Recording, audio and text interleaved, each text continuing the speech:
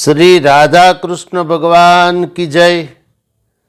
आज इस वीडियो में सुनेंगे कथा एक, रहस्य अनेक। ये श्रृंखला का ये दूसरा और अंतिम प्रवचन। तो प्रथम प्रवचन में आप लोगों ने सुना होगा कि एक बार माता पार्वती और भगवान शंकर पृथ्वी का परिभ्रमण करने के लिए निकले और घूमते घूमते नर्मदा नदी के पास वो दोनों पहुंच गए। वहाँ पर माता पार्वती ने देखा कि भगवान शंकर बड़ी विनम्रता के साथ एक तीर्थ क्षेत्र को नमस्कार करते हैं। माता पार्वती ने पूछा, हे प्रभु, सचराचर जगत आपको नमस्कार करता है और आप इस तीर्थ क्षेत्र को नमस्कार करते हो, ऐसा क्यों? तब भगवान शंकर ने कहा, मैं अभी इस तीर्थ क्षेत्र का फल आपको ज्ञात कराऊंगा। हे देवी, आप विमान में बैठे रहिए और अदृश्य रहकर इस नर्मदा नदी के आकाश में स्थित रहिए। और भगवान शंकर ने लीला हेतु एक बहुत वृद्ध और दुर्बल ब्राह्मण का रूप धारण कर लिया और वहां बैठ गए नर्मदा नदी के तट पर और उच्च स्वर से वेद मंत्र का पाठ करने लगे। और भगवान शंकर की आवाज इतनी मधुर थी कि बरबस सब ब्राह्मण वहां आ गए।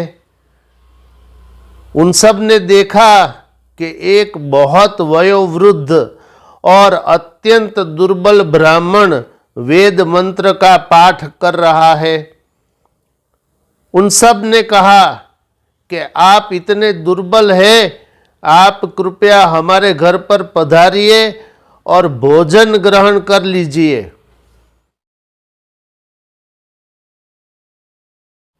तब भगवान शंकर ने कहा कि मैं 1000 वर्ष से तपश्चर्या कर रहा हूं और मेरा संकल्प है कि मैं उसी के घर भोजन करूंगा, पारण करूंगा जिस व्यक्ति ने 10 अश्वमेध यज्ञ किए हो। अब सारे ब्राह्मण एक दूसरे के सामने देखते रह गए, क्योंकि उन ब्राह्मणों में किसी भी ब्राह्मण ने 10 तो क्या, एक भी अश्वमेध यज्ञ नहीं किया था। इसलिए निराश होकर सब वापस लौट गए। उतने में एक ब्राह्मण आया। उन्होंने भगवान शंकर से कहा,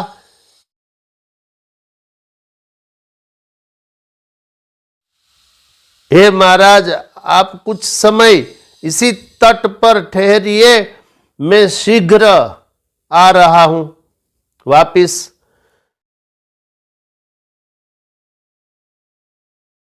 और उस ब्राह्मण ने उसी तीर्थ में स्नान किया जिस तीर्थ का नाम था अथवा है दशा अश्वमेध तीर्थ। और वहां स्नान कर लिया विधिवत, और जप भी किया, श्राद्ध किया, दान किया और वापिस आ गया भगवान शंकर के पास। और वो ब्राह्मण वेद शास्त्र और पुराणों का ज्ञाता था। उनको शास्त्र की, पुराण की बात याद आ गई और उन्होंने भगवान शंकर से बड़ी विनम्रता के साथ कहा, हे ब्राह्मण देवता, आप मेरे घर पधारिए, मैंने 10 अश्वमेध यज्ञ संपन्न कर लिए हैं।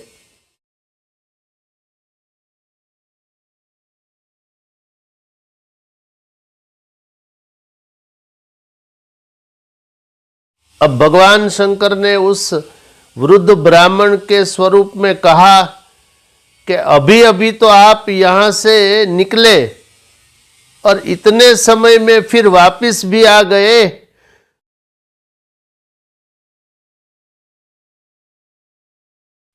तब आप कैसे कह सकते हो कि आपने 10 अश्वमेध यज्ञ संपन्न कर लिए, अर्थात 10 अश्वमेध यज्ञ का पुण्य प्राप्त कर लिया? ये कैसे संभव है? तब उस ब्राह्मण ने कहा, हे प्रभु, मैं पुराण का जानने वाला हूं और वेद शास्त्र पुराण की बातें सदा सत्य ही रहती है और उसी आधार पर मैं इस तीर्थ में स्नान करके लौटा हूं, जिस तीर्थ का नाम है 10 अश्वमेध तीर्थ, अर्थात दशा अश्वमेध तीर्थ। तो वहां जो स्नान करते हैं उसे 10 अश्वमेध यज्ञ संपन्न कर लिया, उसके बराबर पुण्य प्राप्त हो जाता है। तो अब आप बताइए, ये शास्त्र वचन है, ये गलत और सत्य कैसे हो सकते हैं? तब भगवान शंकर ने अपने मन में विचार किया, उस ब्राह्मण की आस्तिकता को भी परखा और भगवान शंकर उस ब्राह्मण के घर पर भोजन लेने के लिए उठे और भगवान शंकर ने उस ब्राह्मण के घर पर षड रस से युक्त भोजन भी ग्रहण किया। और जैसे ही भगवान ने भोजन संपन्न किया, उसी क्षण देवताओं ने आकाश से पुष्पों की उस ब्राह्मण पर वर्षा की, जो भगवान शंकर को ले गया अपने घर पर भोजन के लिए।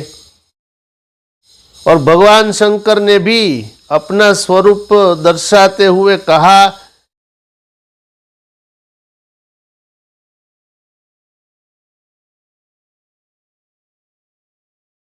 मैं तुम्हारी वेद शास्त्र के प्रति जो निष्ठा है, धर्म के प्रति जो श्रद्धा है, उससे तुम्हें कहता हूं कि मेरे लिए कुछ अदेय नहीं है। तुम जो चाहो मुझसे वरदान प्राप्त कर लो। अब उस ब्राह्मण ने कहा, हे प्रभु, मेरी यही इच्छा है, आप इसी तीर्थ क्षेत्र में रहिए। तब भगवान ने कहा, तथास्तु। उतने में ही स्वर्ग से विमान आया और वो ब्राह्मण दिव्य देह धारण करके गंधर्व और अप्सराओं से सेवित होकर स्वर्ग की प्रति वो चला गया।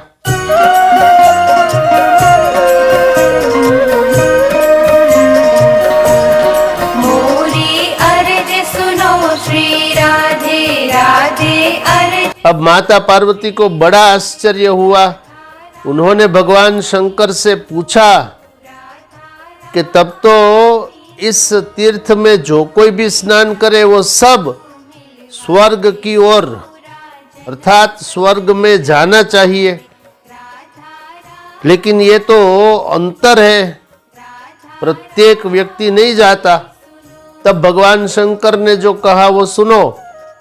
भगवान शंकर ने कहा कि जिसकी बुद्धि निश्चयात्मक है उसी को ही ये फल प्राप्त होता है, अर्थात जिसको श्रद्धा है कि इस दशा अश्वमेध तीर्थ में स्नान करने से 10 अश्वमेध यज्ञ का पुण्य मिलता है, ऐसी निश्चल बुद्धि है, ऐसी जिसको निश्चल श्रद्धा है, उसी को ही ये फल प्राप्त होता है।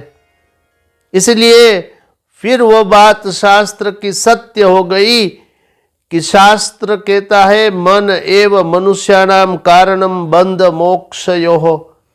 ये ब्रह्म बिंदु उपनिषद का दूसरा मंत्र, और ये मंत्र साठ्यायनी उपनिषद में भी है, पहला मंत्र। ये मंत्र कहता है मन ही ही लगाना बंधन और मोक्ष का कारण है। इसलिए अगर मन संसार में है, धन में है, व्यापार में है, घर परिवार में है, तब 100 बार भी कोई गंगा में स्नान करी आवे वो फल नहीं मिलता। जहां उसका मन रहता है उसी का ही फल मिलता है। ये अकाट्य नियम है। इसलिए मैंने कुछ तो रहस्य अभी प्रस्तुत कर दिए, इसके और भी बहुत रहस्य है इस कथा में जो अभी अप्रस्तुत है, मैंने अभी वो नहीं बताए। अवसर आने पर मैं बोलूंगा। इस कथा का प्रमाण सुनिए, क्योंकि शास्त्र का प्रमाण देना परम आवश्यक है। और इस मोरे श्याम चैनल में मैं सब प्रमाण सहित ही बोलता हूँ, इसलिए इस कथा का भी प्रमाण आप लोग नोट कर लीजिए। ये कथा श्री स्कंद महापुराण के रेवा खंड में वर्णित है।